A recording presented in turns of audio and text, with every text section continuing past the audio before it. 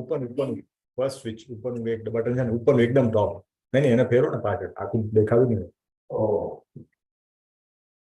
એ ઉપરનું ફર્સ્ટ છે ને પકડી રાખો થોડી વાર એટલે ગ્રીન લાઈટ થઈ જશે and it will start.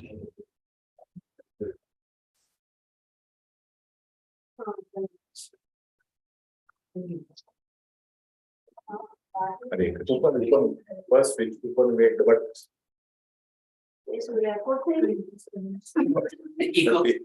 Delete कर दो.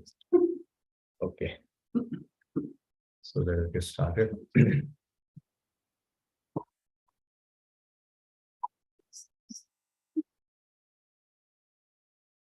जय राधा माधव कुंज विहारी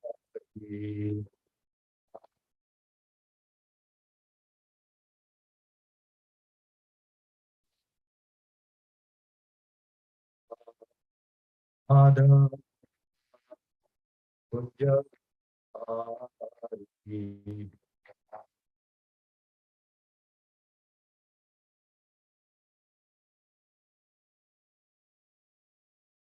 गिरिवर्धन गिरिवर्धन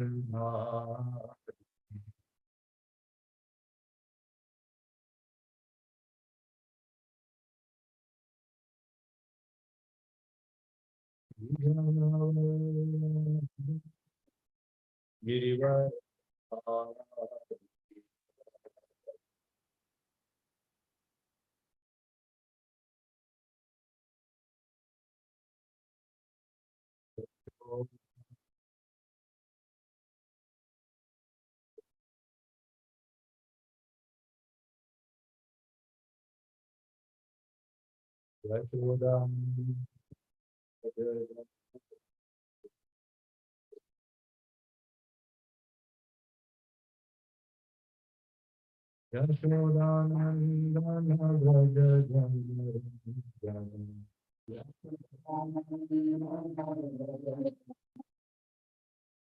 यशोदानंदन व्रज जन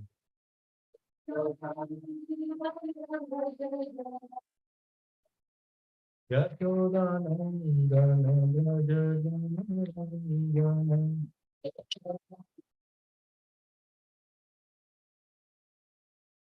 जन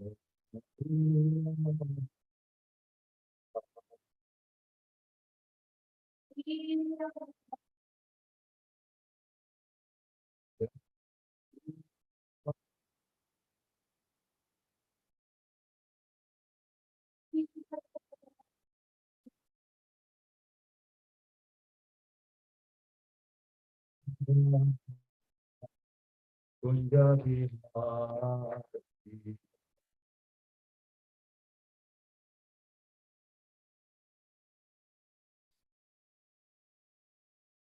Krishna Hare Krishna Krishna Krishna Krishna Hare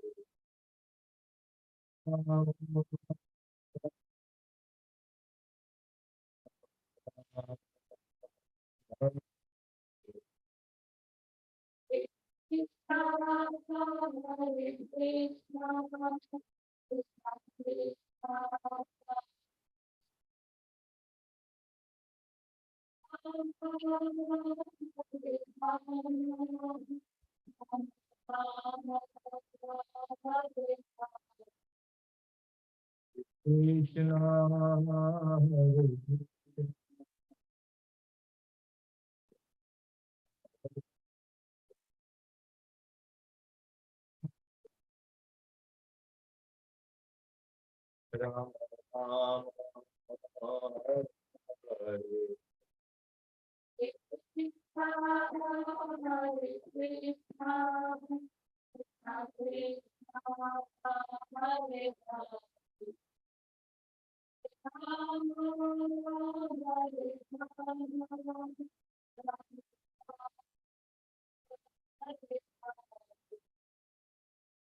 Krishna Hare Krishna Krishna Krishna Hare Hare Rama Hare Ram Ram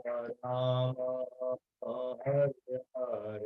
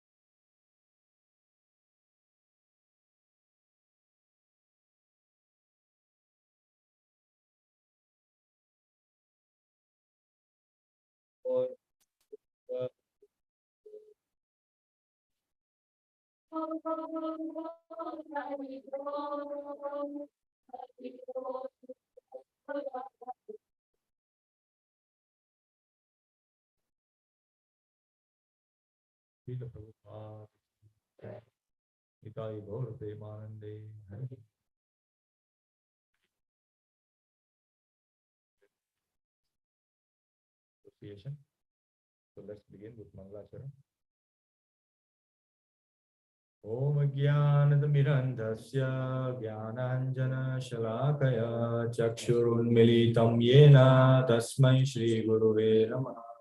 Sri Chaitanya Manobhisham Stapitam Yena Bhutale Swayam Rupaha Kadamayyam Dadati Swapadantikam Vandeham Shri Guru Shri Yuta-padakamalam Shri Gurur Vaishnavamscha Shri Rupam Sagrajata Sahagana Raghunatham Vitam Tam Sajivam Sadvaitam Tavadutam Parijana Sahitam Krishna Chaitanya Deva Shri Radha Krishna Pada Sahagana Lalita Sri Vishakhan Vitamscha Nama Om Vishnu Padaya Krishna Preshaya Bhutale Srimate Bhakti Vedanta Swamin Niti Namine Saraswat Namaste Saraswati Devi Gauravani Pracharine Nirvishesha Shunyavadi Pashyatya Deshitarine Jaya Shri Krishna Chaitanya Prabhu Nityananda Shri Advaita Gadadhara Shri Vasadi Gaur Bhaktavinda Hare Krishna Krishna Hare Hare Hare Rama Ram Ram Hare Hare Hare Krishna Krishna Krishna Hare Hare Hare Rama Ram Hare Krishna Krishna Krishna Hare Hare Hare Rama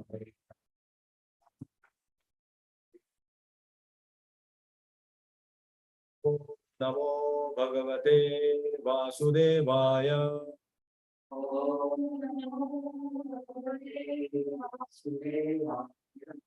Om Namo Bhagavate Vasudevaya.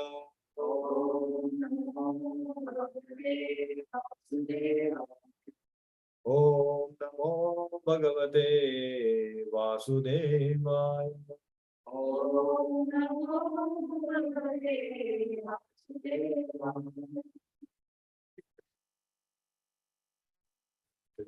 So we continue our study of Srimad Bhagavatam. So we are studying from Canto 1. We are on chapter 8. And we are going to start from verse number 28. 28. Yeah, 28 is what we are going to begin with. It's as we understood last time, it's a very beautiful prayers of Srimati Kunti Devi. As I was mentioning, I have got this book, which has got all the prayers from Bhagavatam. So all the prayer that we were seeing, right? One picture which I showed you. So here, and it has got so many prayers. I was thinking those are the high level, but then every detail is given. So and it is given by canto. Every canto has got so many prayers. So this indicates that Bhagavatam is full of prayers, so many prayers, and that is all prayers to Lord Krishna. Every prayer is to Lord Krishna, and different devotees, demigods, they are praying for, like Indra Dev is praying, Brahmaji is praying, everybody, devotees, Prahlad Maharaj is praying. So beautiful. So I wanted this collection, so I got this. So whenever I get time, I just go through some of the prayers. So at least when you want to read a prayer for a particular, you can just go there and just read. So very nicely compiled by Sarva Sakshi Das Prabhu. So it's very nice.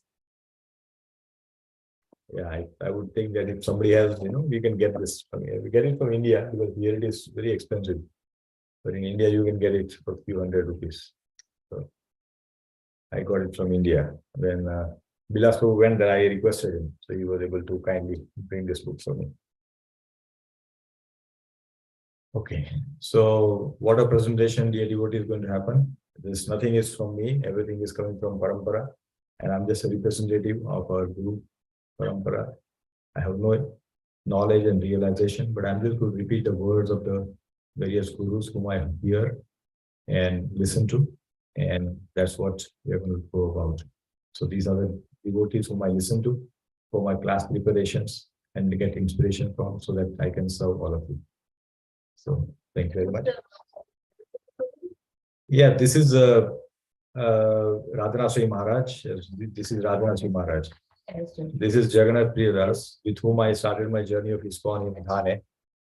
This is Radhesham Prabhu. This is Baki the Pada, I really know the others, right? This is Gaurang Darshan Prabhu, Amrenda Prabhu, and Adigadar Prabhu. It's other devotees. So, yeah. So whoever I listened for preparing this class, I just want to pay my gratitude to all of them, so that I can serve and get strength to serve in this capacity, and we can speak, because I personally have no realization, but we are just trying to serve, right? And these are not my word or works. I'm just reading from Bhagavatam, and whatever story that we connect, that just comes here, and then we speak about it. So it's all about that, nothing else. Okay. So today we're going to start from where? Yes, Kala, verse number 28. So 28 talks about you are the Kal. What does the Kal means? Time. Yes, Kal means time. As we can see, the clock is just running. Every day it runs. And every day we are getting closer and closer to our end of our life. Every day. So like that. But yes, there is a lot of we can do when the clock is running, but still we can achieve so many things while the clock is going on. Okay, so let's recite this verse. Okay. Manye tvam kalam ishanam. Manye tvam kalam ishanam. Anadi nitanam vibhum. Samam charantam sarvatra. Bhutanam yan mitha kalihi.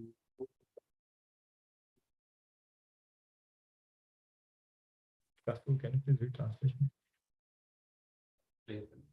My Lord, I consider your Lordship to be eternal time, the supreme controller, without beginning and end, the all pervasive one.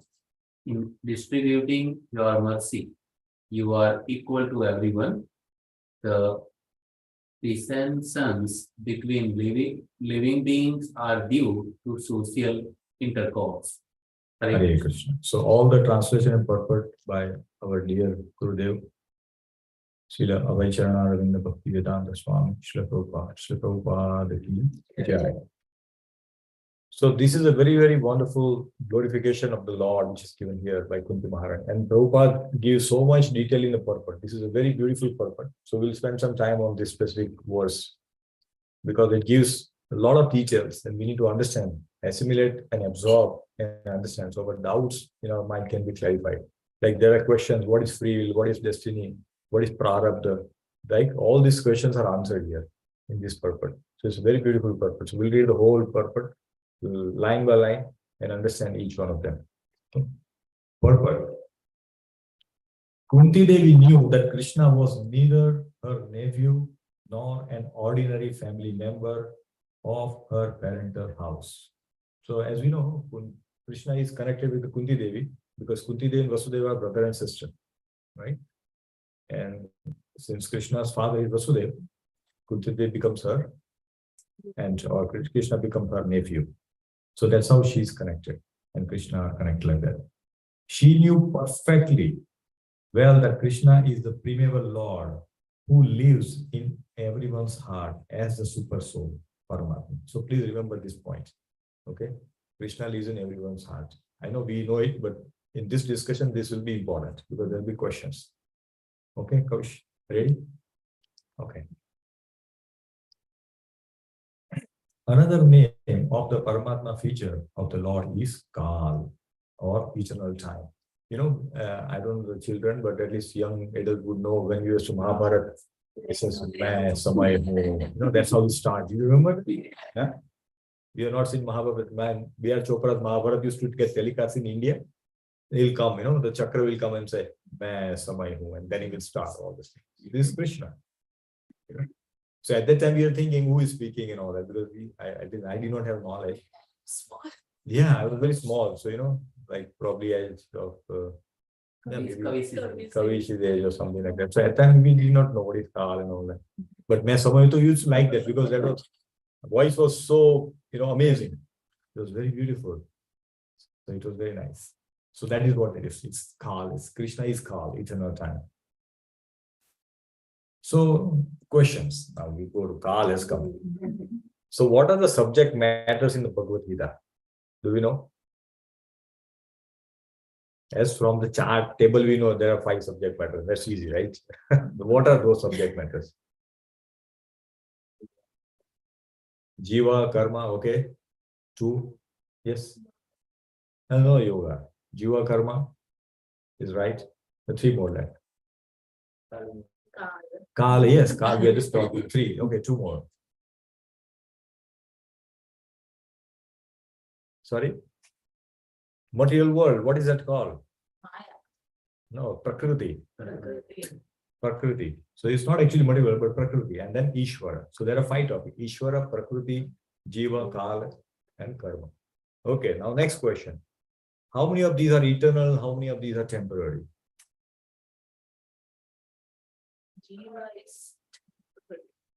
Jiva is temporary? No, Jiva is the soul. So soul is eternal. Soul is eternal. Okay. Okay, hold on. This is this becoming a market. Kal is temporary. Kal is eternal. Yes, he is right. Karma is temporary. Absolutely. Because once you are liberated, your karma is gone. No karma. But everything else remains. So everything else is eternal. Only karma is temporary. Very good. Very sincere student. All the kids are, they are not backbenchers. They are actually bright stars in our class. Who are answering from there. Yes. So karma is temporary, which gets vanquished when we liberated. Everything else remains. So what is Prakriti? Prakriti is the creation. Creation. Yeah. Prakriti is creation. Okay, let's move further. So in this particular purport, Prabhupada is going to answer this wonderful question. Everybody has this question, right? Why do we suffer? Isn't it? This is a question from time immemorial, eternal question, I would say. Why bad thing happens to good people? Why devotees suffer? These questions are obvious and always there. So this will be answered. But let's pay attention to this. Let's move on. Eternal time is the witness of all our actions, good and bad, and thus resultant reactions are destined by him. It is no use saying that we do not know why and for what we are suffering. It is no use. Okay, Prabhupada is making very, very wonderful point. Every point is so important. Please read and absorb in this.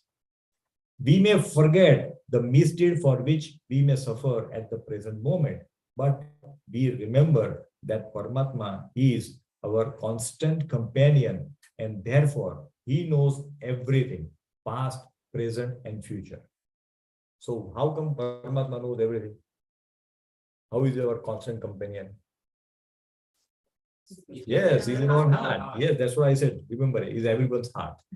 Okay, very good.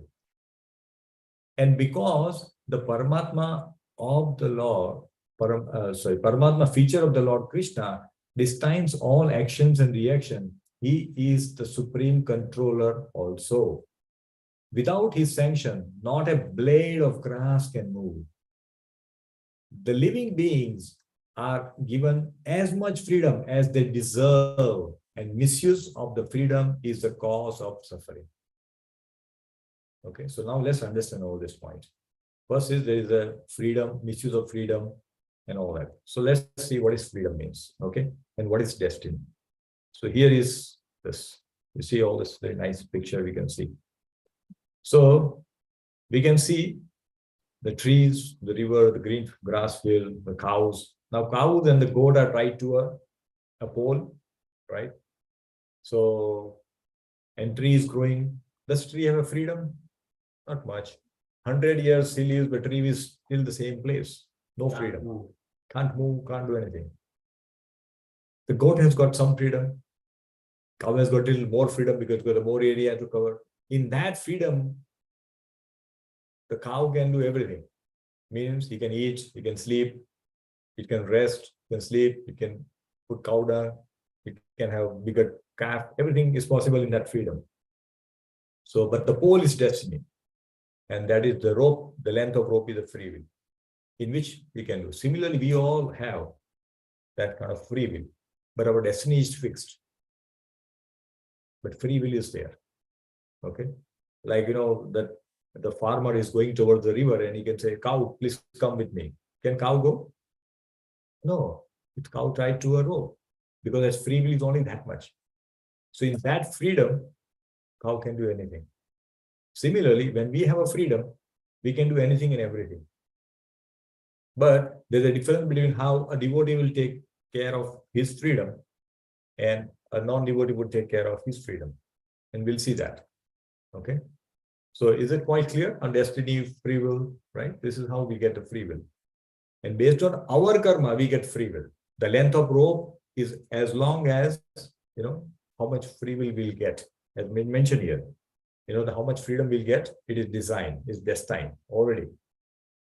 And it cannot be changed. Meaning that, when I'm going to get graduated, how many marks you're going to get, all things is fixed. We think that it is not, but it's all fixed, dear devotees. It is all there. When I'm going to get accident, when I'm going to get, some disease, when I'm going to die, everything is fixed. Everything is fixed. Now, this looks amazing. How is it possible? But it is like that. It is like that. But in that time, that from the time we were born and when you're going to die, there is a freedom which is given. So Krishna is given certain high level point, but then he is given freedom also. Okay, you can do this. That freedom is given. And how we behave in that freedom will decide our karma and then future life. That is free will. So misuse of free will means suffering. So what devotees do? Devotees does. Very simple. He say, I will work for Krishna. Mat karma krita. I will work for Krishna. I will worship Krishna. I will surrender to Krishna. That is that. Krishna, and Arjuna says in the last chapter, everything. Karishe vachanam tava. Krishna, whatever you say, I will do it. He says, all the confusion is gone now. Karishe vachanam tava. You tell me, I will do it. Prabhupada also told when he was saying, nachao, nachao, nachao se mate. You tell me, however you want me to dance, I will dance as like a wooden puppet. So this is how the devotees sees the life. And therefore, though the miseries comes, difficulties comes, they don't feel that there is a pain. They don't consider that as a suffering. In fact, they consider suffering as like, good thing. Like, for example, if you have a dirty cloth, they're getting washed in a detergent and all that. It's good, right? Because detergent, the cloth is getting clean. Similarly, when we have suffering, we are getting clean. Our past karma is getting nullified. So it's good. When suffering comes, we should rejoice. That's how it is. Okay. And it's mentioned that the misuse of that freedom is the cause of suffering. So for example, misuse of freedom is suffering. Here, the buffalo is running after these people. All this is getting angry and all that. So what happens? They will just die. Now can't move.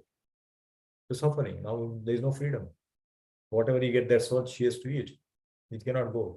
So any misuse of any freedom is going to get problem. That's a problem. Let's read further.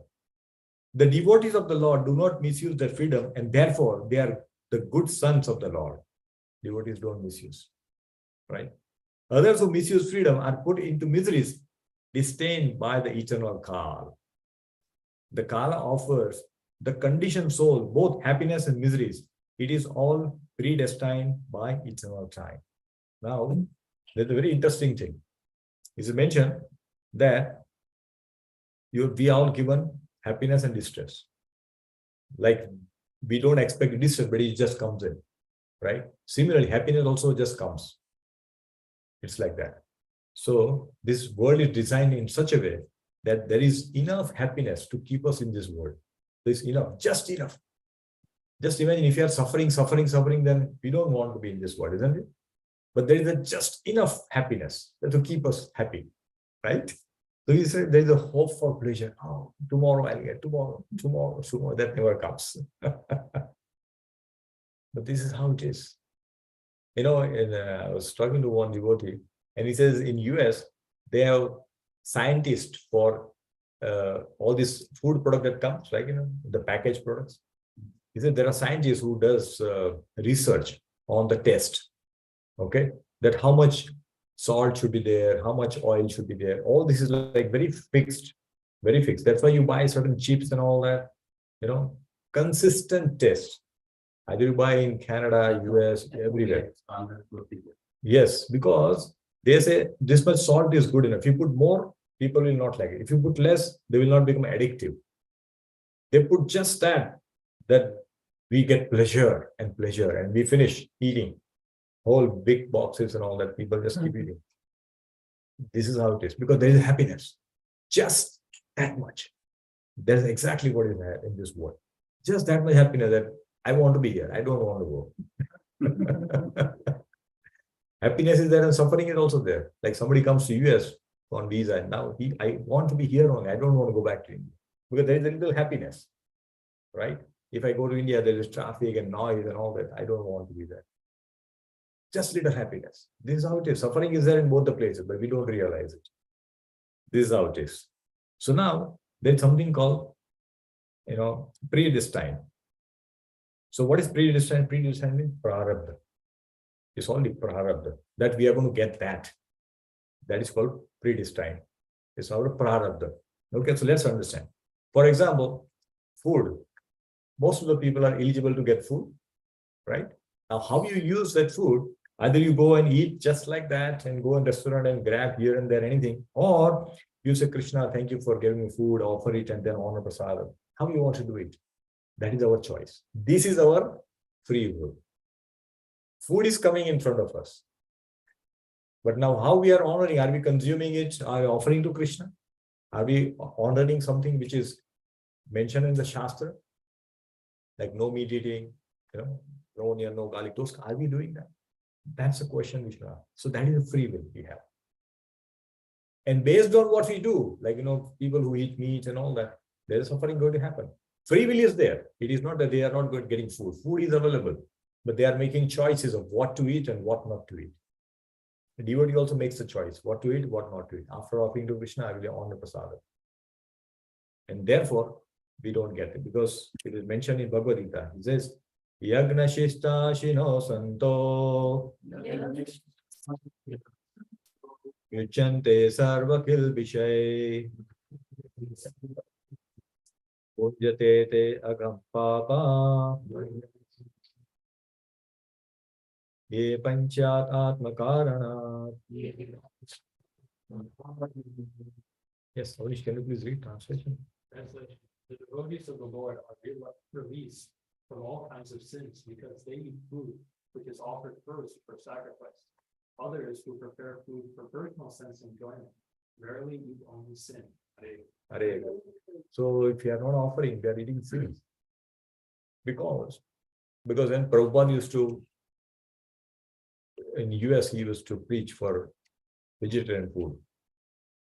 And people ask, vegetarian also living beings, you are cutting from plant and eating, so that's also a sin. Prabhupada says, yes, it is sin. It is little less sin. Because vegetables don't have that much senses which are developed, while animals have higher senses which are developed. They can feel the pain. The plants don't feel that. But at the same time, Prabhupada mentioned that though it is sin, what we do, we offer it to Krishna as per this shloka. And then that becomes prasad, and we are no longer in the sin of harming the plant.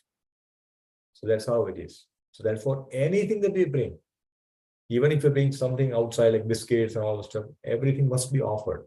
And say, Krishna, I don't know how to make this biscuit, so I'm buying from outside and offering.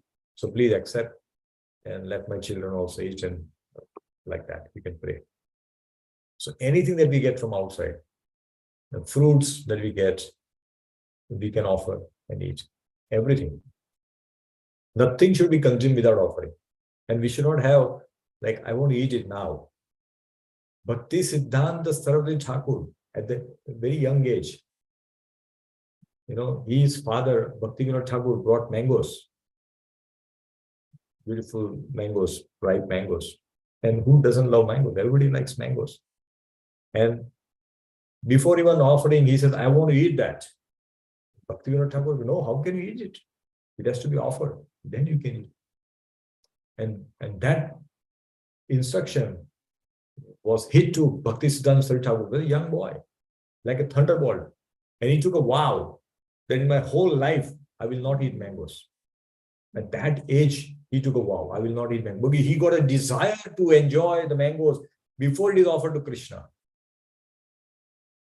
And he did not eat mangoes his whole life. Just imagine. Then this kind of Mahabhagavats are born. Not that, we'll eat it. Oh, no, we'll offer it. That's okay. Or we think, we'll just offer it in mind and give. No. This is how we can become advanced in spiritual life. We have to do these small things. Because, my Guru Maharaj Radhana Swami used to mention that love is in the details. You love someone, there's a detail. You do so much small things very nicely. So therefore, Krishna also understands that love is in detail. It doesn't matter you're offering khichdi only or something. It doesn't matter. Simple food. But offering and honoring, perfect. Anything that we make, always offer and eat. And offering means putting a tulsi leaf. If you don't have tulsi leaf, maybe if you have a dry tulsi stick, we can put that, touch it, and then remove it like that. All this. Everything should be done like that. Because, see, in Bhakti Rasamrita, one beautiful shloka comes. He says, Yena kena prakarena mana Krishna nivashaya. Means try everything. Do anything, everything, and try to absorb mind in Krishna. Because if you are offering prasad, even if we are not a devotee, if we are chanting, but still we offer Krishna with love and devotion, Krishna will accept. But even if an initiated devotee offer without love and devotion, Krishna will not accept. This is how it is. Krishna accepts. But Krishna says, Patram Pushpam Phalam Toya. Yome Bhaktya Prayachati. Means give me, offer with love and devotion, just give me this much and I will accept. So anybody can offer prasadam to Krishna. What we need, ingredients are love and devotion. And one tulsi leaf on the top. And Krishna will accept. So somehow or other, we have to increase our attachment to Krishna in all our activities. And this is activity we do at least 2 or 3 times a day, at least like breakfast, lunch, dinner, 3 times, right? 3 times we can offer and then honor. Perfect. Whole home will be nourished because of this. Everybody, even if somebody is not interested in Krishna consciousness, they will get Krishna consciousness because now that person has started eating prasad. Just by eating prasad, so many big people have become devotees. Just by eating little prasad in India, wherever you go. So this is the power of prasad. So therefore, we should always offer and eat. Similarly, people like dancing, right? So that's a freedom. I've got talent to dance. Now, what do I do with that? That's different. Like I'm dancing in a pub and bar, dancing with boys and girls and drinking and getting intoxicated.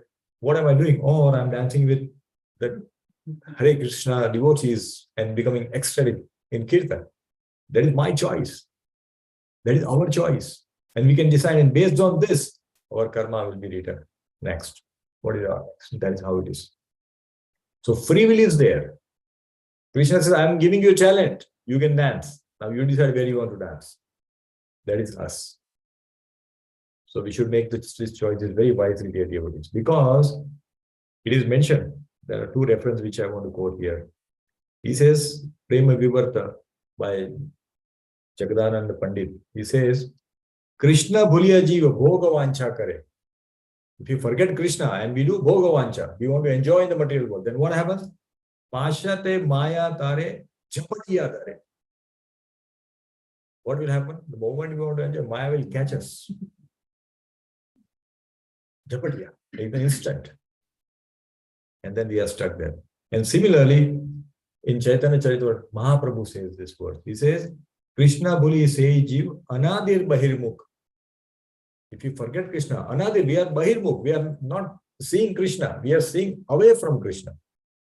And he says, Ata eva maya tare diya samsara dukha. And Maya will give so much miseries because we are away from Krishna. Therefore, the free will that we have should be used in service of Krishna. The free will that we have must be leveraged, must be used in Krishna conscious activities. So this is how it is. So let's read further. As we have miseries uncalled for, so we may have happiness also without being asked, for they are all predestined by God. No one is therefore either an enemy or friend of the Lord. Everyone is suffering, enjoying the result of his own destiny. Our own destiny, our own karma is making us either become happy or suffer.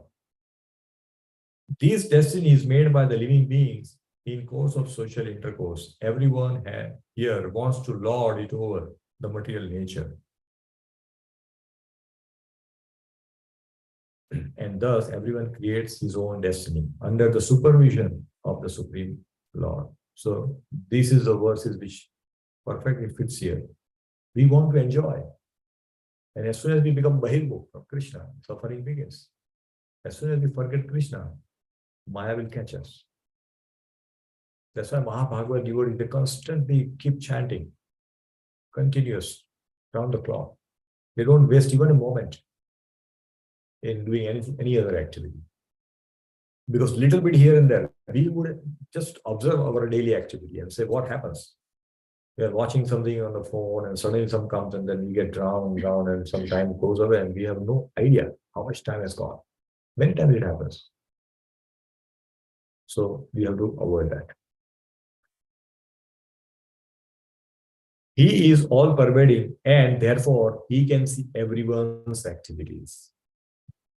So this is let's begin with the story now. Okay, Krishna knows everyone's activity.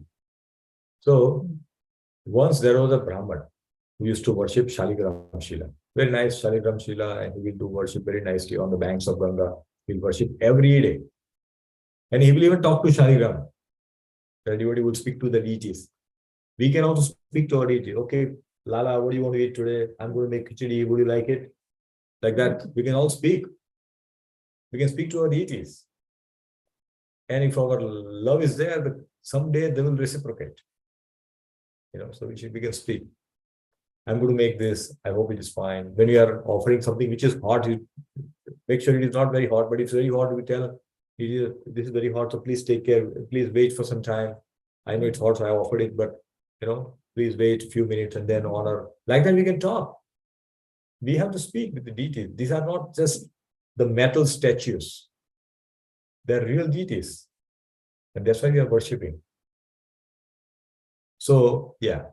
So he will speak with his Shaligram Shila every day and bathe nicely and do his very beautiful bhajan.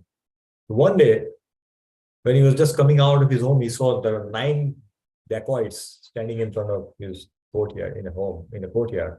And they were like having daggers and sword and lathi and all those things. And he was like, what is this? He said, yes. He says, you have committed some, offense to someone in previous years before you become devotee. So we have to come to revenge. We have come to take revenge. We are going to kill you. He says, what is this? Then he goes, okay, give me 1 minute. He goes inside and he goes and speaks to the Shaligram. He says, Shaligram, what is this? I'm doing all this worship and all this. I don't remember anything like that. He says, I don't remember anything like that I have done. The Shaligram speaks. He says, no, you have some 9 sins which are pending for action. So there's a possibility that you may have to take birth 9 times. 9 births have to be taken to vanquish those sins. But since you are a nice devotee, I have arranged in such a way that in this lifetime only, you will suffer and then you will come back to me immediately. As soon as you will be killed, you will come to me because you will die in front of me, remembering me. So just accept. He will become very happy. Oh, this is anyway, I don't have to take 9 births. Imagine 9 births means how much? He said happily. He went out and said, okay, please come. And he died and immediately went back. So he did not remember. But Krishna remembered. He says, no, you have this pending and you have to suffer for that. So therefore, devotee also suffers. Devotee also suffers. And the devotee will suffer from the devotee only because we live among devotees. No? So we think that, why devotee is behaving like that? But our suffering is there. That's why devotee is behaving like that.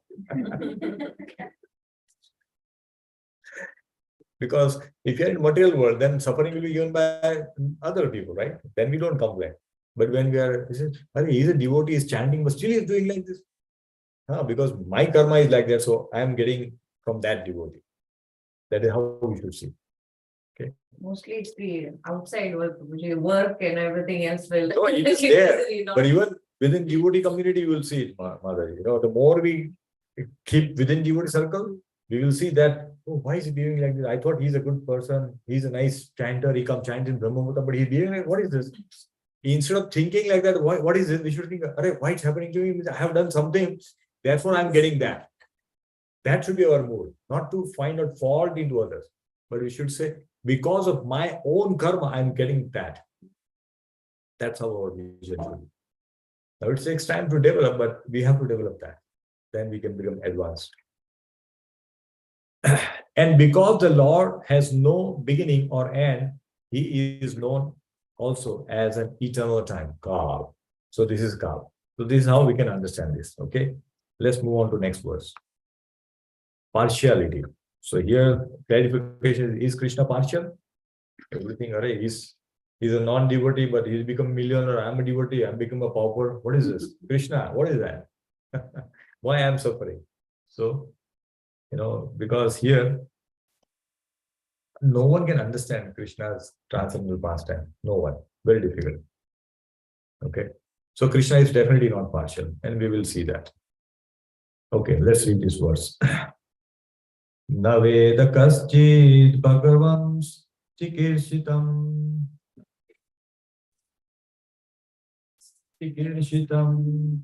taveha manasya nrunam vidambanam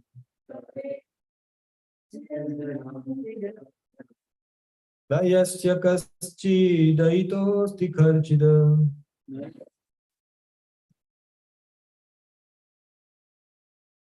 devasya cha yasmin vishamamate nrinam.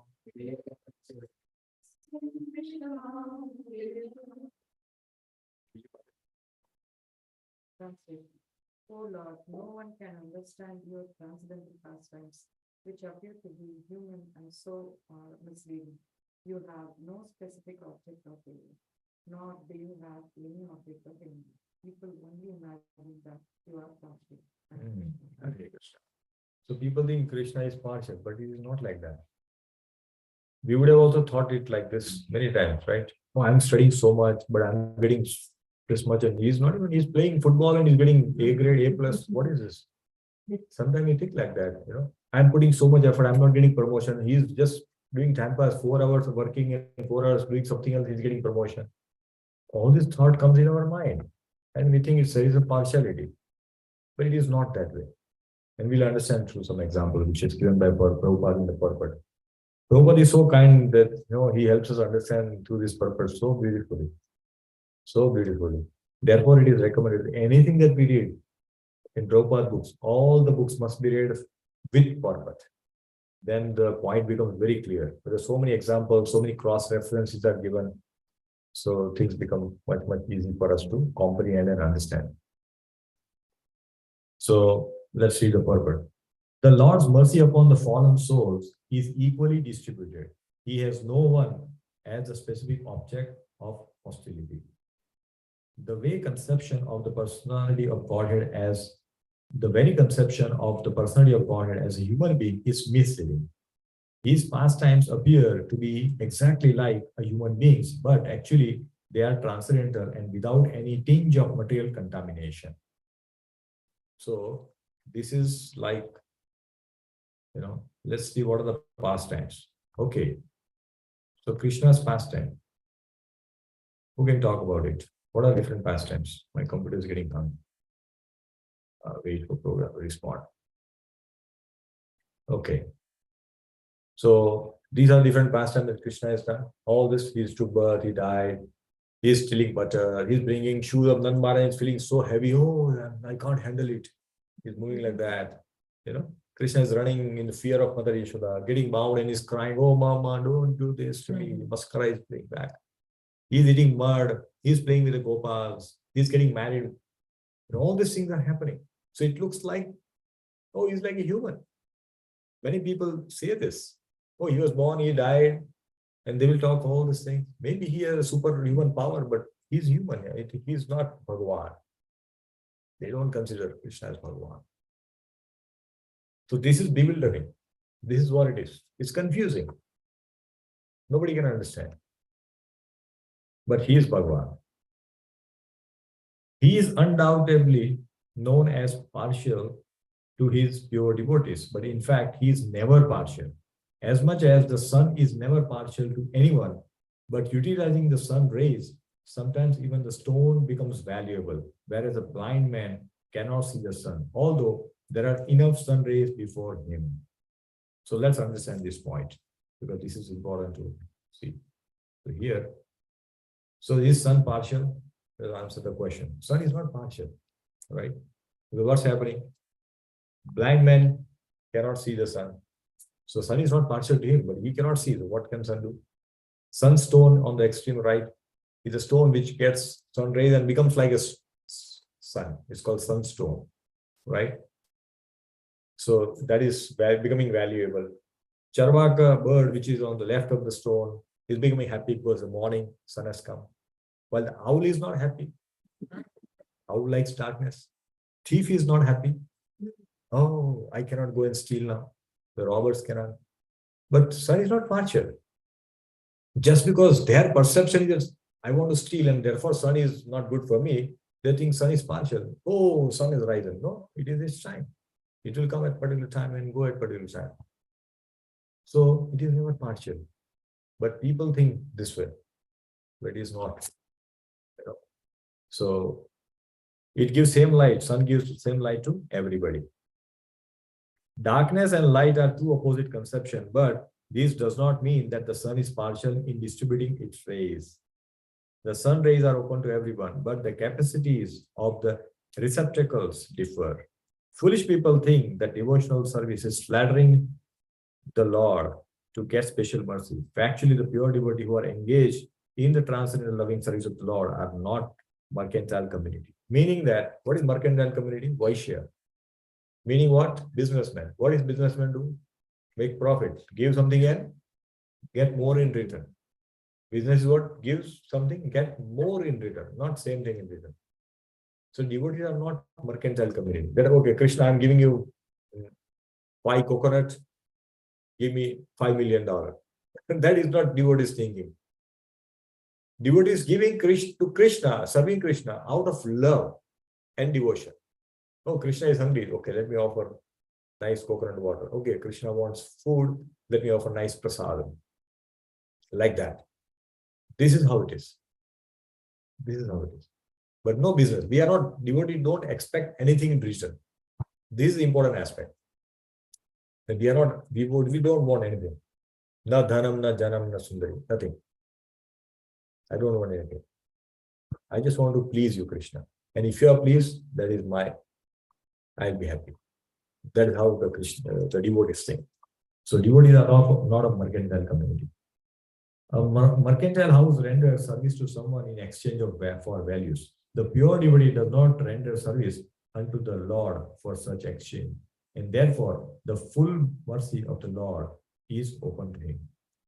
Suffering man, needy man, inquisitive persons, or philosopher make temporary connection with the Lord to serve a particular purpose.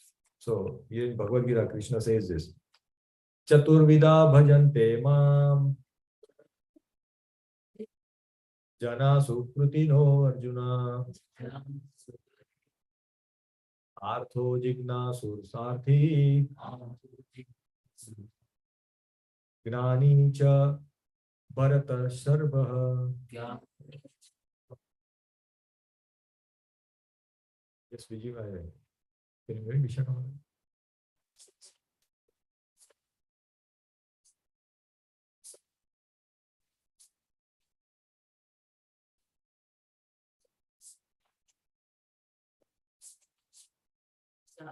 Of wealth, the inquisitive, and he who is searching for knowledge of the absolute.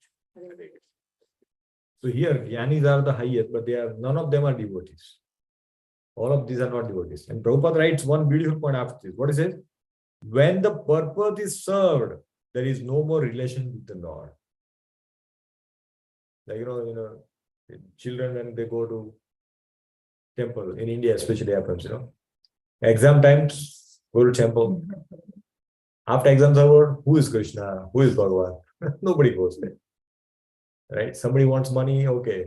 They promotion, okay, then finish. Nothing, no business. Nobody goes, nobody even remembers. Only when there is a need, I will go. But only when there is suffering, I want to get rid of the suffering, then they will go. That's it. Once it is done, forgotten. This is how it is. So they approach Krishna for something in return. And devotees are not like that. Devotees don't do this. Right? A suffering man, if he is pious at all, prays to the Lord for his recovery. But as soon as the recovery is over, in most cases, a suffering man no longer cares to keep any connection with the Lord. This is a fact.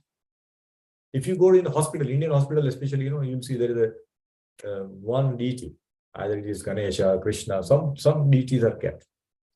And you will see anybody who's coming to see, they'll always pray that please recover our loved one and all. Once the recovery is done, then they don't go to temple, most of them. We don't know much about it, but that's how it is. Not even the nearby temple. Because purpose is served. Oh, my wife has recovered, my husband and my child has recovered. That's it. That. My prayer is heard. Now, whenever I need next time, I will go and pray. Okay, Krishna, please do something. This is how it is. But there are people who get connection. Like I'll tell you, one of our immediate neighbor, who used to live in an apartment just above us. And when their daughter suffered, what was that? This is chikungunya. Not chikungunya, something else. Dengue? Not Yeah. dengue. Dengue? I think, well, yeah, when your blood platelets become dengue. Okay. So she was suffering from a dengue. And her platelet become like absolute, she will just lose her life anytime.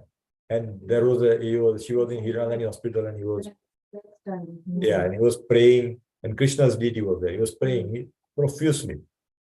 And we also prayed, and we sent them the, Krishna's garland, offering from the temple, all those things we did because they are neighbors. And when their daughter recovered, then the family became devoted. Because they saw the mercy of Krishna in recovering, saving them. So this also can happen. Resi is very Yeah, less. because he's a Bengali. Bengali means what? They will eat fish and all those things every day. He quit all that. No onion, no garlic, nothing. He's reading Srimad Bhagavatam every day. So this change can also happen. When you pray and something happens, then you feel love. Oh, Krishna saved my child. Let me now serve Krishna. And they now come to Bhakti Vriksha, donation, all those things they do. So become a nice devotee. So this is how one can, but most of the time it is forgotten. Though our task is done, okay, done, finished. Nothing more required. So this is what it is. So Krishna is not partial. Let's move on to interpret. Hare Krishna. Hare Krishna, Avita. Very nice to see you. Hare Krishna, please come, please come. Hare Krishna, Ramu, please come. Very nice to see you all. So, the mercy of the Lord is open for him, but he is reluctant to receive it. That is the difference between a pure devotee and a mixed devotee. Karma Mishra Bhakta and a normal devotee. This is important. Now, Krishna is not partial. Prabhupada makes it one brilliant point in the last paragraph of the purport. We'll read that. In the battlefield of Kurukshetra, all persons who died in the fight before the presence of the Lord got salvation without the necessary qualifications, because the death before the presence of the Lord purifies the passing soul from the effects of all sins, and therefore the dying man gets a place somewhere in the transcendental abode. Meaning that Krishna is not partial. All those who died, All Kauravas. everybody, yes. Everybody got liberated. Everybody. Even they sided with adharma, they got liberated. So where is partiality? Partiality is that Krishna says anybody dies in front of me will get liberated, but not the demons. Now there is a partiality. But he says anybody, doesn't matter. It's a dog or a demon or a devotee, anybody who dies, liberation for everyone. No partiality. So we understand from this point that Krishna is not partial. It's our perception to see that, oh, because bad thing happened to me and good thing happened to somebody else, Krishna is partial. When we see somebody is having good thing happening, right? Means there is an appreciation. But what happens? That gets converted into envy. Oh, why is he getting? And we get something, then instead of being grateful, we become proud. Right? So this pride and envy is because of our connections. Krishna has nothing to do with that. But because of these reasons, we feel Krishna is partial at times. Envy comes because when we see somebody else growing, oh, he was with me only, but he got so advanced. What did he do? He got nice job. I'm still searching for job. I'm still at 150,000. He's getting $250,000 salary. Somehow we come to know, and we suffer. What is it? He's so junior, but he's like a director position. I'm still at a manager. This question comes in our mind. This is how this world is designed. And it is a hope for happiness. We are all trying. Oh, tomorrow I'll get promotion. Tomorrow. And by the time the life is over. And where is the bhajan? Bhajan to why? You don't even do bhajan. Because we are always in competitive war. And for what? Temporary. As karma is temporary. It's all karma, just temporary. So in the last sentence of this purport, Prabhupada says, it is wrong for the people in general to think of him as partial. Krishna is not partial. So it's a very important point which are made here. Let's go to next verses. Verse number 30. Here he's saying it's contradictory. When you say do not enter only. What it is? This is like contradictory, right? So we think Krishna is contradictory at times. That's how we feel, right? Because we know that, Krishna is born as sometimes as animal, like Varahadev, Kurma avatar, Matsya avatar. And we feel, oh, he's appearing as an animal, he's appearing as a man also, like Lord Ram, Lord Vamandev. And And he's mentioned he's Aja, means he's unborn, and he's not doing karma, but he's still doing karma. What is it? So he's confusing, right? So it's like contradictory. We feel this contradiction in Krishna's life all the time. But a devotee who understand will not have this confusion. So let us recite this verse.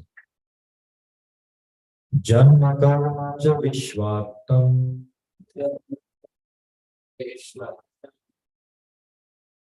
ajasya kartur atmanah kriyan rishishu yadasu tat antya tat atyanta vidambanam.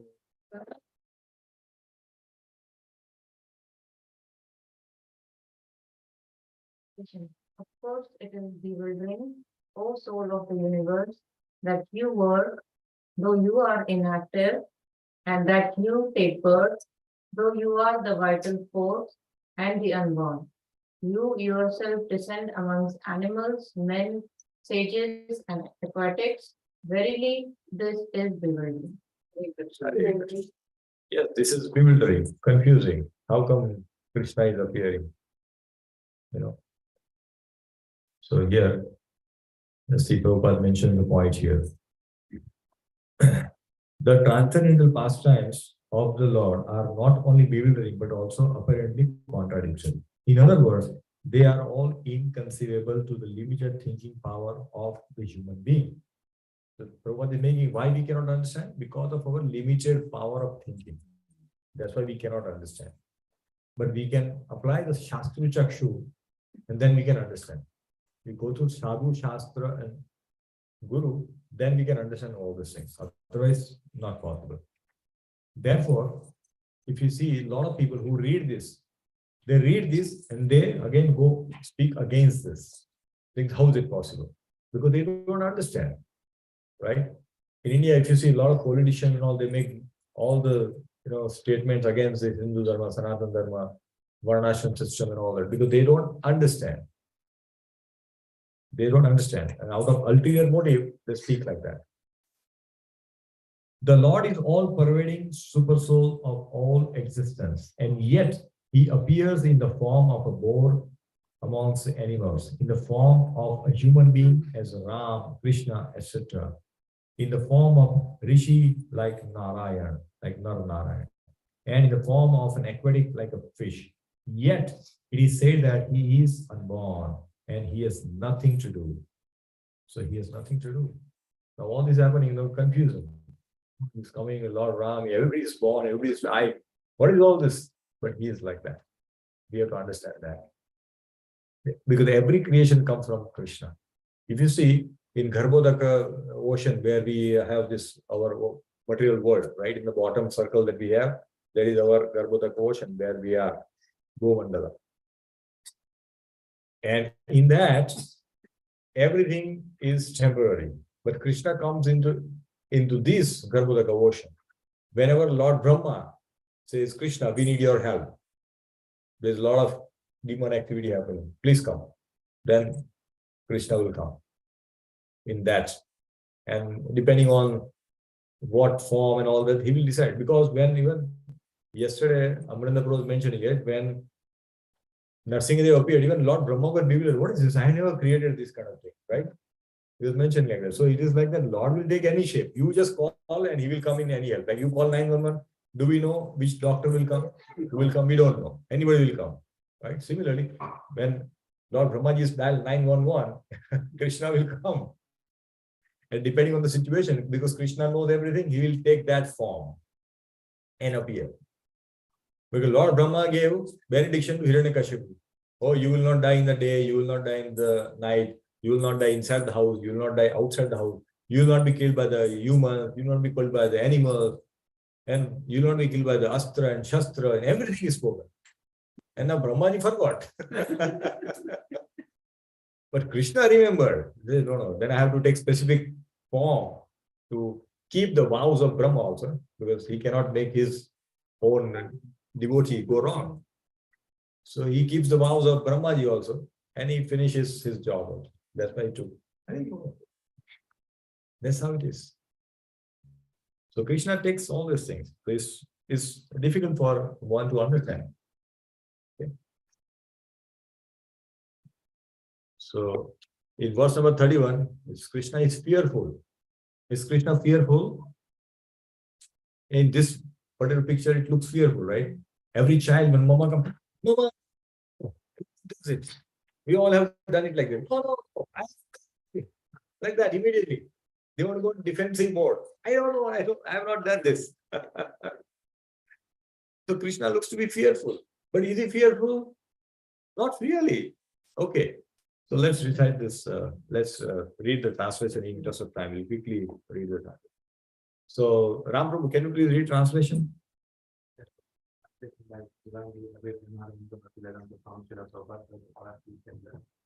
My dear Krishna, Yashoda took up a rope to bind you when you committed an offense, and your fertile eyes overflooded with tears, which washed the mascara from your eyes, and you were afraid. Though fear personified is afraid of you, this sight is bewildering to me. So here Yashoda, Mother Yashoda says, Kunti Devi says, okay, you are the, fear becomes afraid of you. And now here we see you are getting afraid. What is this? This is confusing. Like, sometimes police is running because police is following. Now, sometimes that sight is very confusing. Why police is running and police is chasing him? Isn't it? Police is supposed to protect and they work together. But when the police does something wrong, then police is running and then we get confused. Same thing. Mother Yashoda is chastising. Mother Yashoda doesn't know Krishna is Bhagavan. She is not ready to accept Krishna as Bhagavan. She says, this is my child. And I know when the child misbehaves, what to do. Mother knows this well, right? All the mother knows. They are given gift by the Krishna. That what to do when the child. They don't go to any school. But they all get the instinct.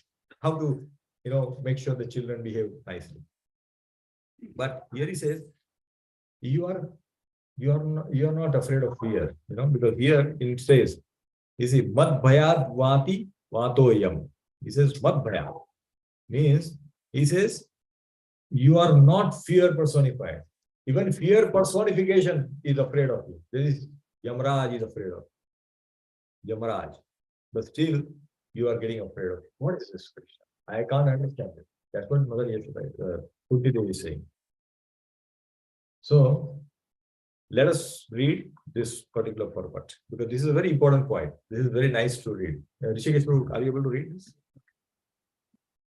Generally, the Lord is worshipped by the devotees in a reverential attitude, but the Lord is meticulously pleased when the devotee, out of pure affection and love, considers the Lord to be less important than himself. Very good. This is very important. This is what I was talking about, that we should speak to God, Lord.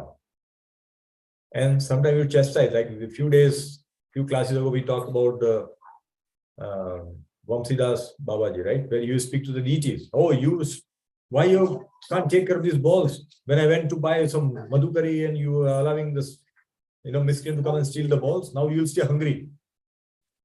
The Lord loves this kind of interactions. Like here, when Mother Yashoda is binding Krishna, Krishna is fearful, but Krishna is loving it. Oh, wow. When the gopis also, chastise Krishna, oh, go, you will not talk to you. Krishna loves it. When the gopas feed him, like, when he says, open your mouth, you have some picture, when Krishna opens the mouth and the friends are putting a flower in his mouth. If you see that picture, you can see that. And then Krishna eats it and he says, oh, what is this? This is awful taste. And all the gopas, they rejoice and Krishna loves it. Because they don't consider Krishna as Bhagavan. They're saying he's like my friend. And I'm going to chase him, I'm going to beat him, all these things they will do. And Krishna loves that so much. Therefore, the Krishna likes to be in Vrindavan. Because in Vrindavan, nobody considers him Krishna as Bhagavan. Nobody. Outside of that, everything is some supreme person. And they have become reverential. There is a lot of respect is given. Like here, Kunti Devi is giving a lot of respect because she knows that Krishna is Bhagwan. But Yashoda, Mother Yashoda, no, he is my Lala. He is my small boy. So I am not going to do anything. I am going to chastise, I am going to bind him. I am going to run after him with a stick like a normal mother would do. This is what it is. So therefore, we should understand that how much Krishna gets pleased when a devotee behaves like that.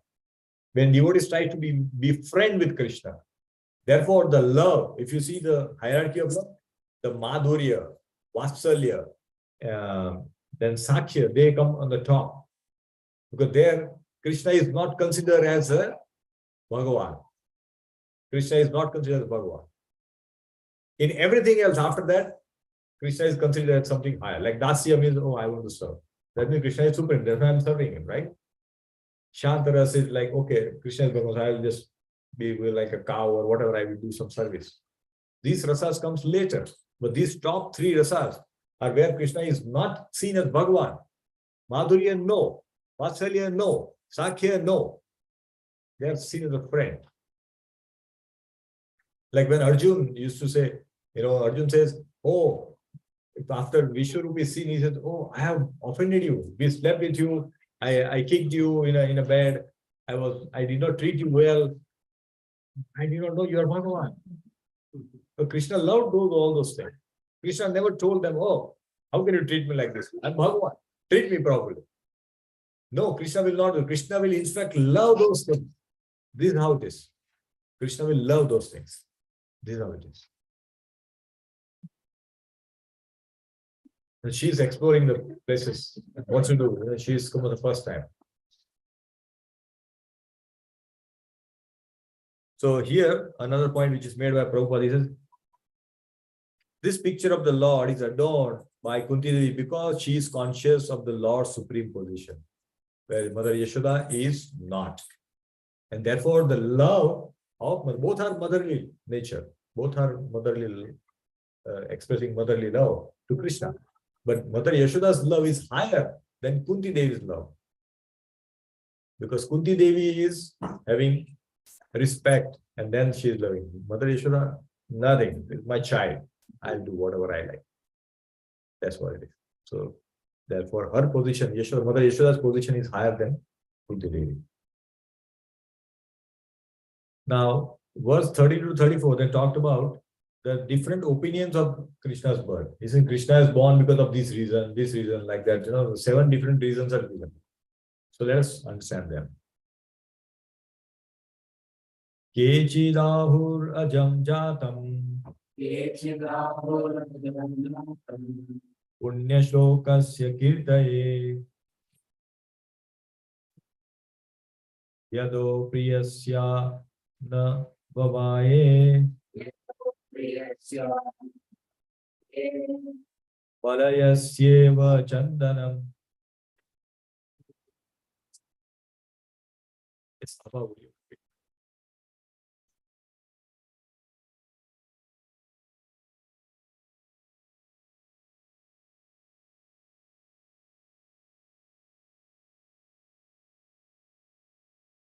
Hare Krishna. Thank you. So here, the point is that Krishna appeared because of what? To glorify a pious king like Yudhishthira. He comes to please the dear devotees of Yadu. Right? An example is given, like analogy is given. The sandalwood appears in the Malay hills. Right? But Malay hills get famous because of the sandalwood. Not just like that. Malay hills known, because of the sandalwood. Otherwise, who will know Malay hill? So Krishna is born in Yadu dynasty. That's why Yadava has become famous. Like there is a bhajan. Hari Haraya Nama Krishna Yadavaya Nama Hari Haraya Krishna Yadavaya Nama Yadavaya Madhavaya Keshavaya Nama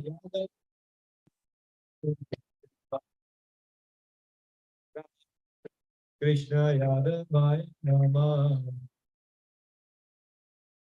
Yadavaya Nama Yadavaya Madhavaya Keshavaya Nama.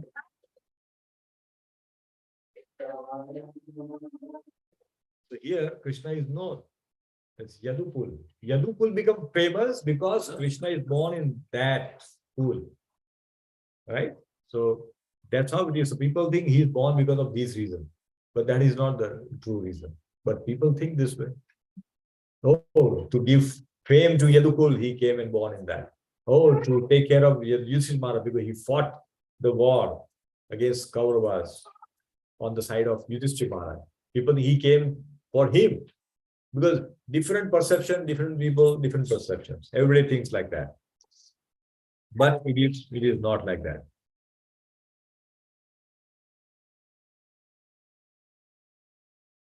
Let's go to the next verse. Other opinions, there are another 3 opinions which are given in this verse.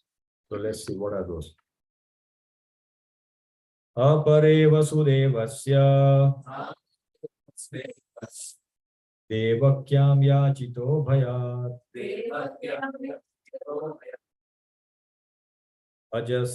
ajastvam ashyake kshemaya vadaya cha suradvisham. Yes, Kavish, are you able to read better?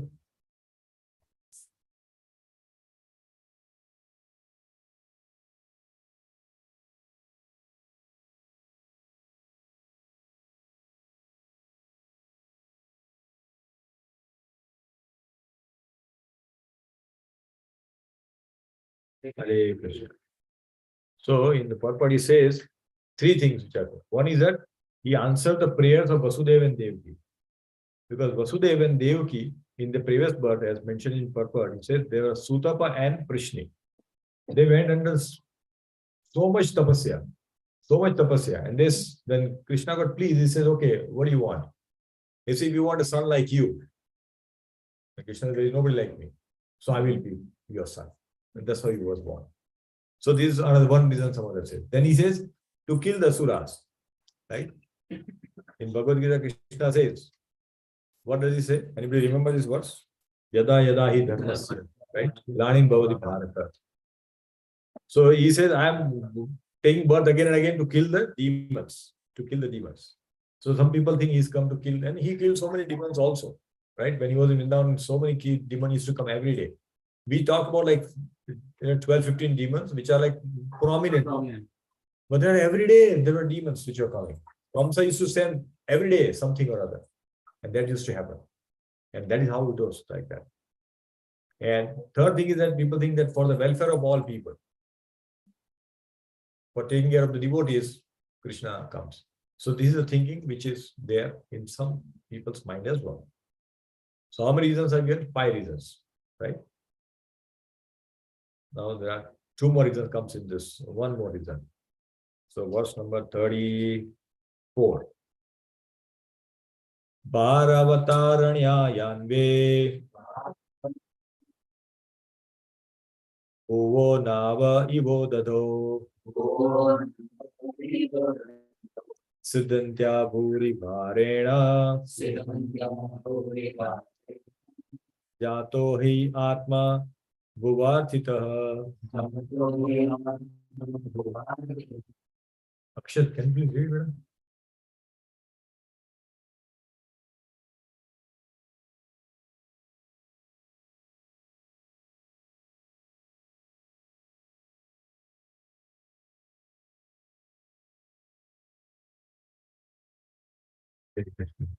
So something that because Brahmaji prayed, you appear.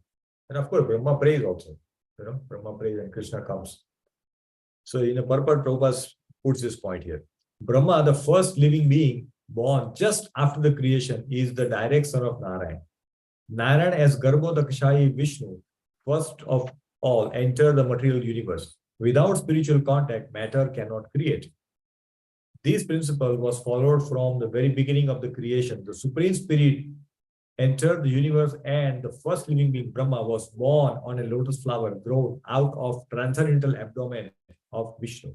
Vishnu is therefore known as Padmanabh. We have a temple in South India, the Padmanabh temple, right, in Kerala.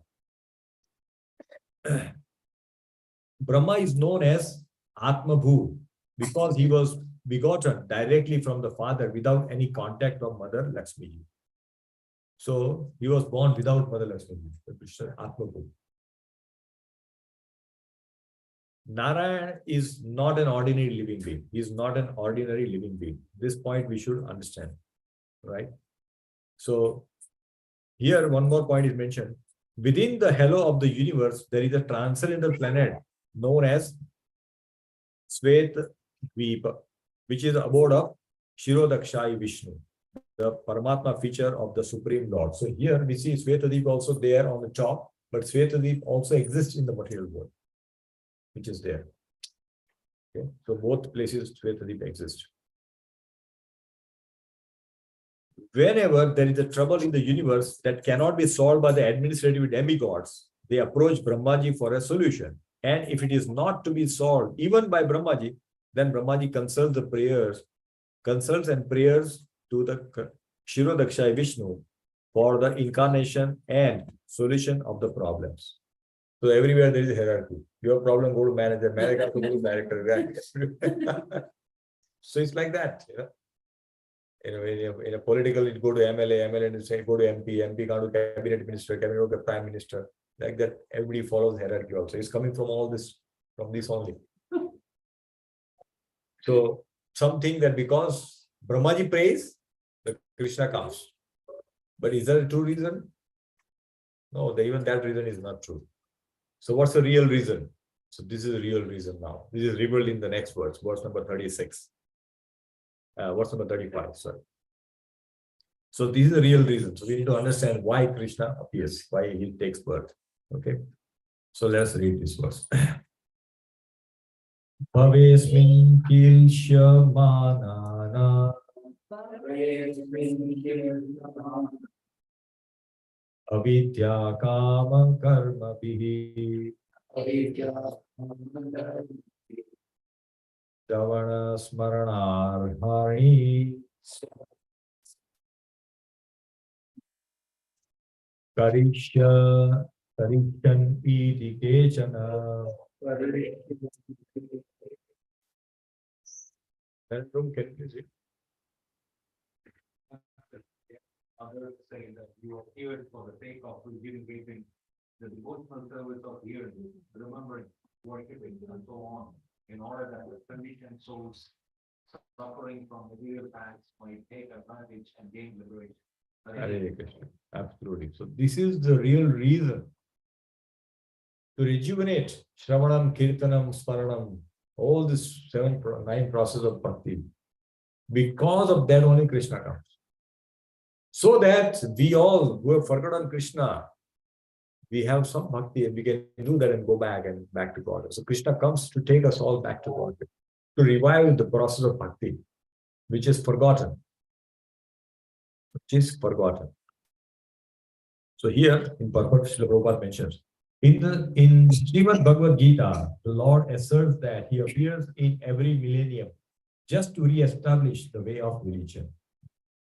The way of religion is made by the Supreme Lord. This is important to understand. Meaning what? All the rules are made by Krishna. Okay. So here there is a reference given here. Dharmam tu shakshat bhagavad pranitam. Real religion principles are enacted by the Supreme Person of Godhead. Whatever Krishna says, that is dharma. Anything which is not said by Krishna, it's not dharma.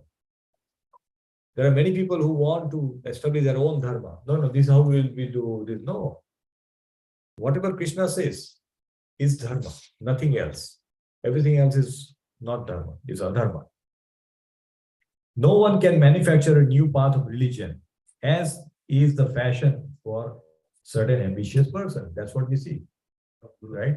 A lot of gurus, fake gurus, they are present and they create their own ways of thinking and all that. And people become followers also because they are ignorant. They don't know much about this.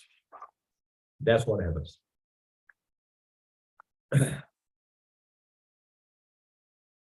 So, yeah, here. The factual way of religion is to accept the Lord as a supreme authority and thus render service unto him in spontaneous love. A living being cannot help but render service because he is constitutionally made for that purpose. So that is the purpose for us to be there. So here, one more points are mentioned. The only function of living being is to render service to the Lord. The Lord is great. The living beings are subordinate to him. Therefore, the duty of the living being is just to serve him only. Unfortunately, the illusion living beings, out of misunderstanding only, become servant of the senses by material desire. The desire is called, this desire is called avidya or nescience. And out of such desire, the living being makes different plans for material enjoyment centered around perverted sex life. He therefore becomes entangled in the chain of birth and death by transmigrating into different bodies on different planets under the direction of the Supreme Lord. Unless, therefore, one is beyond the boundary of this nescience, one cannot get free from the threefold miseries of material life. This is the law of nature. This is very important for us to understand. So here, very important words comes from Chaitanya Charitamrita in reference to this. It says, Jivera lalasaye iti utidhai Shishnodara parayana Krishna nahi pai. So who does not get Krishna? Let us understand this. Okay, Vikas, can you please read? One who is subservient to the tongue and who thus goes here and there, devoted to the genitals and the belly, cannot attain Krishna. Cannot. Hare Krishna. Hare Krishna. This should be, everybody should remember these words. Very, very important. Apart from Trinadapi Sunichana of Shikshastakam, and this, if we imbibe these two verses in our life, then we'll never have problem in our bhakti. Jivera lalasa means what?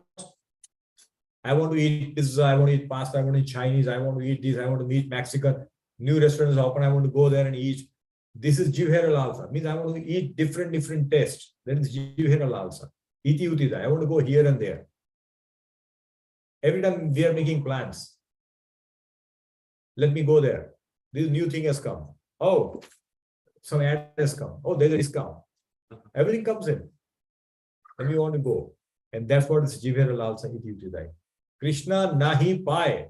If you have this ability, we will not get Krishna. Very clear.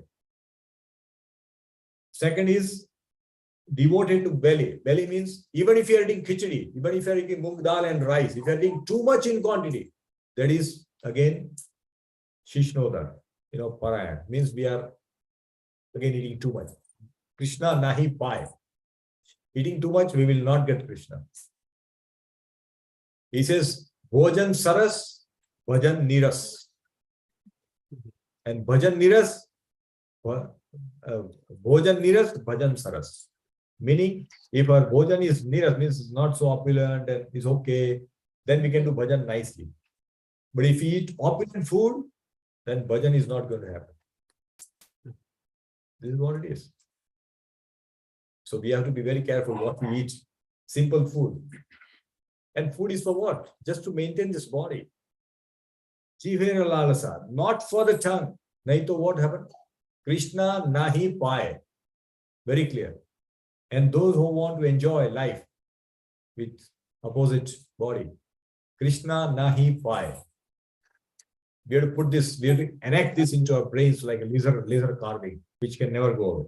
So anything like this, I want is McDonald's, pizza, pasta, and sweets and everything. Too much food, all this is not going to help us go back to Krishna. And these are the words of Mahaprabhu. Chaitanya Mahaprabhu came and gave these words about 550 years ago. And he is not different from Krishna. When he is speaking with Ramananda Rai, that's where this discussion comes in. And Mahaprabhu makes this point. Such an important point here, devotees. Very, very important. We have to follow this. Otherwise, it's going to be, our endeavor will be unsuccessful because of this little taste. Prabhupada says, because you want to taste one rasgulla, you will have to take another birth and come back in this material world. For one rasgulla, you have to come back. Because you had that hankering, you had that desire that I did not eat the rasgulla of the Ghanshyam Prabhu made in the in Rath Yatra. And for that hankering, you will go back and you will die and you will come back to eat that Rasgulla. This is the life.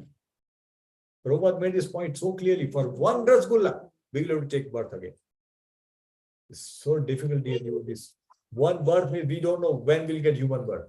There's no guarantee we'll take human birth next life. Nothing is guaranteed. No, we don't know. So we have these chances, we have this nice association, we have association with the books, we have the guidance of Srila Prabhupada and Guru Parampara. We should just fix up ourselves into this so that we can do our bhajan nicely and go back to God in this lifetime. It is so important. Because if you are attracted to one Rasgulla, we will have to come back to this word, the Prabhupada's word. So, very important. Okay, last verse for today. Or maybe we can do it, it might take a little longer. We'll do it next time because it's almost 9:40, 8:40. But this is also very beautiful verse. Maybe we can just do it. All right, it may take 5 minutes. Is it okay? We take 5 minutes? Yeah, we'll just, because okay. Shrunuvanti gayanti grahanti abhikshanashah.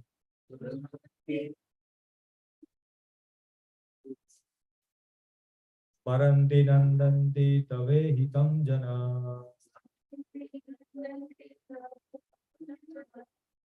Ta eva pashyanta chirena tavakam.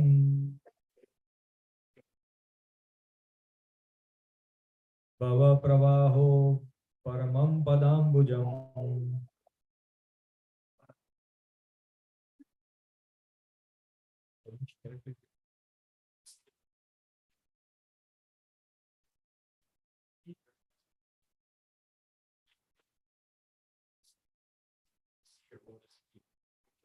Stop the repetition of birth. Hare Krishna. So when we can stop repeated birth and life? Only when we see lotus feet of Krishna. Means what? We have to go where? We have to Goloka. Then only repeated birth and life will end. Otherwise, nothing is going to stop. We will do Brahmalok also, we will come back. We'll see Brahmaji's lotus feet, but that is not going to help us. We'll come back. Right? So here, Shunvanti means what? Hearing. It is, that word is spoken first. That means it has got a prominence. It's important. Hearing is the most important activity. Yes, because if you see also, Prahlad Maharaj says, Shravanam, Kirtanam. He first says Shravanam. Right? First is hearing. And as we heard earlier in classes where the only sense which is active when we are sleeping also is ears. Yeah. We can hear only, right? If there's a bell ringing, in sleeping nobody knows, but when the bell rings, we can wake up. Somebody calls, when phone comes, we can wake up because we are hearing. We cannot do anything else. So hearing is the most important activity is being spoken here. So the potency of devotional service is being discussed in this particular verse. So we'll read particular place, and this is a very important point which I would like someone to read. So yes, Vijayamali, can you please read this purport? Brought face to face. The reason that the first item, Shravana, is very important. If hearing is from the right sources, it acts very quickly. When it will quickly hear from unauthorized persons. Such unauthorized persons may be very learned by academic qualifications, but because they do not follow the principles of devotional service, hearing from them becomes a sheer waste of time. Sometimes the texts are interpreted fashionably to suit their own purposes. Therefore, first one should select a competent and bona fide speaker and then hear from him. When the hearing process is perfect and complete, the other process becomes automatically perfect in the own way. Hare Krishna. So here the importance of hearing and from the right source is being discussed. Right source is being discussed. So if we hear this from anybody else who are not in the parampara, who are just doing it for either their belly or for their heart, mind, means they want to show intellectual how much I know, or I'm doing to make money, then that katha is not going to help us. They might be speaking Bhagavad Katha only. They might be reading the same Bhagavatam, but their intention is very different. Intention is self-glorification, making some money, living some nice life, all those things, then that is not going to help. There are so many people in India who are conducting classes where they talk about Bhagavad Gita for these management, conflict resolutions and all that, and they are charging hefty fees. And there are so many people who go and attend. They don't even get a drop of bhakti in that. Nothing comes. So hearing from the right source is extremely important, dear viewers. Very, very important. And I had asked this question in my Bhakti Vaibhav class. And I told him, I asked Gaurang Darshan Prabhu, that Prabhuji, I'm not qualified. And I'm taking Bhakti Vriksha. And so what happens to the devotees who are hearing from me? Will they be benefited or they will not benefit? So he said, okay, it's a nice question. But he said, let me answer. Because you are reading from Prabhupada's book, because you are hearing the classes of our Guru work and repeating those words, they will get benefit. I said, okay, that was satisfying. I'm not qualified. I said, I'm speaking to 15 devotees here, and then suddenly I feel that I'm not doing service. Then that's not good. I should not do the service. Without qualification, one should not speak. Because my Guru Maharaj, my Shiksha Guru told, okay, you can conduct Bhakti Vriksha, you can bring devotees together and spread this Krishna consciousness. I am doing service to him on his instruction. So he says, yes, then that is fine. Otherwise, if we start our own way without anybody's permission and say, I want to start this and call people and take money from them and all those things can happen, then that is not going to benefit the hearer as well as the speaker. In fact, the degradation can happen in those cases. People can fall down. That's a problem. So this is like two-edged sword. It can benefit as well as can have counteractions as well. So we have to be careful from whom we hear. So here,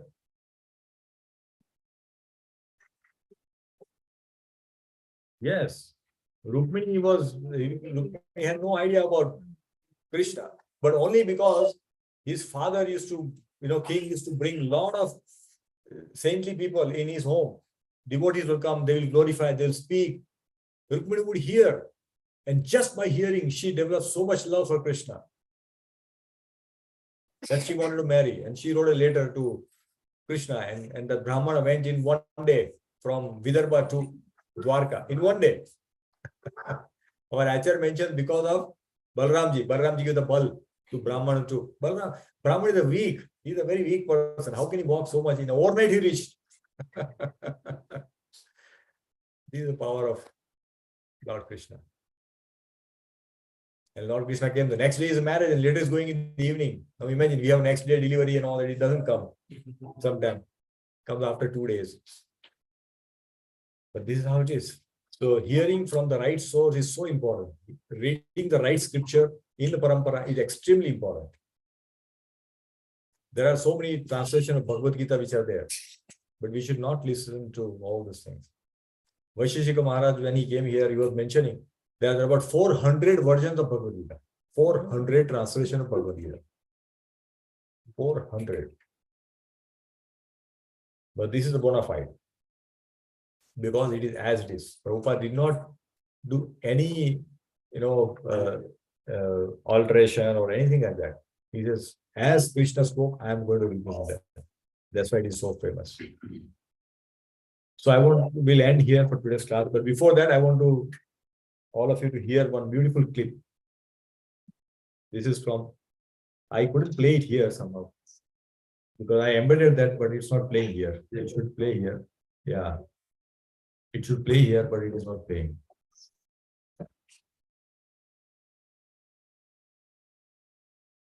It should actually play here, but somehow it is not playing. See, it's playing, but the sound is not coming for some reason. So I will play it from outside. From the corner. Huh? On the corner, there is a song. Where? On the right Yeah, side. it is already. It's full only. It's there, but I tried Yeah, multiple sometimes things. It did not play like this, so I don't know what. But anyway, so what I'm going to do, I want all of you to hear this. I got this today, and it's so profound, dear devotees. It is like, I hope it opens on my computer here. Yeah. So.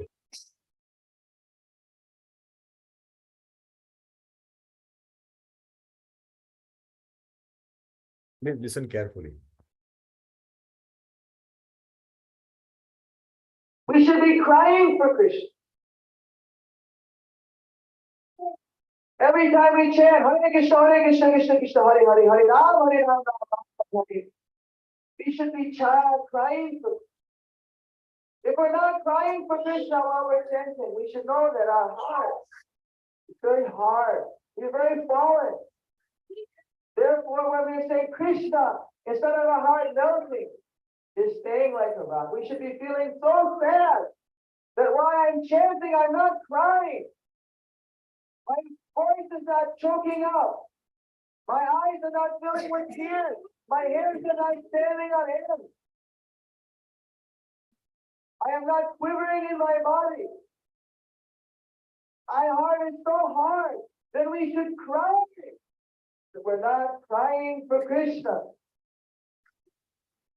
And if we are so hard-hearted that we're not able to realize how unfortunate it is that we are not crying for Krishna to the extent that we're not crying for Krishna, then we should deeply meditate, and then we should cry that we're not crying for Krishna. And if we're not crying that we're not crying for Krishna, then we should cry that we're not crying for Krishna. And if we're not crying that we're not crying for Krishna, then we should cry that we're not crying for Krishna. And if we're not crying that we're not crying for Krishna, then we should cry that we're not crying for Krishna. We should be crying that we're not crying for Please. We should be crying for Krishna somehow or other. How to satisfy his passion under the sun. That should be our mood. So intense, so fixed. Then Krishna, he cannot be. All right. Thank you very much. So this is the intention we should have. I don't have, we are trying to cultivate that, but we should all try it. Maharaj is saying that we should cry for Krishna. If you hear any Madhava Prabhu's kirtan, he will speak few words before beginning the kirtan, and he will say this, that we should cry for Krishna. And if he cannot cry, we should cry that I am not able to cry. And here, how many times he said, cry. This, the child will get attention only when the child is crying. The mother will look after the child when the child is crying. Similarly, when we cry in helpless condition, Krishna, I have nothing, only you are there. Then Krishna will come. Draupadi Devi in the Kurusabha, she went to everybody, right? All the stalwarts who were sitting there. Only when she spoke to Krishna, that Krishna, there is nobody, now only you. Please come, and then Krishna came. So our condition is also like that we are in this material world, but we think that we are in a nice place, we are enjoying. That's what I'm saying. There's so much happiness, that much happiness which will keep us in this material world. That for one rasgulla we have to come back in this world. These things we have to remember. These are Prabhupada's words, the devotees. These are not like normal words which somebody has concocted. No. So therefore, we have to begin our bhajan very nicely, intensely. We should measure our own progress, forget about what others are doing, how much I am doing. I'm still attached to this material life. I'm still attached to sense gratification. This question should come in our mind and say, how can I improve my bhajan? How can I improve? How can I become fixed in my sadhana? That should be our mood and meditation every day. And we should measure, because what we measure can be improved. If you don't measure, it cannot be improved. We don't remember anything. Krishna remembers everything. Here we saw example. We will not remember how did we chant yesterday. So we have to write down, oh, yesterday I was distracted. I took a phone after chanting 8 rounds. So maybe I should, next time I'll say, oh, I did mistake. Let me keep my phone away. Something like we'll improve like that. But if you don't write our goals, if you don't write how we are doing, then that's not going to work. Okay, so we'll stop here. Hare Krishna. Thank you very much. वाञ्छाकल्पतरुभ्यश्च कृपासिन्धुभ्य एव च पतितानां पावनेभ्यो वैष्णवेभ्यो अनंत कोटि वैष्णववृंद की जय। श्रील प्रभुपाद की जय। श्रीमद् ग्रंथराज श्रीमद् भागवतम की जय। गौर भक्तवृंद की जय। हरे Krishna. Question or comment or correction?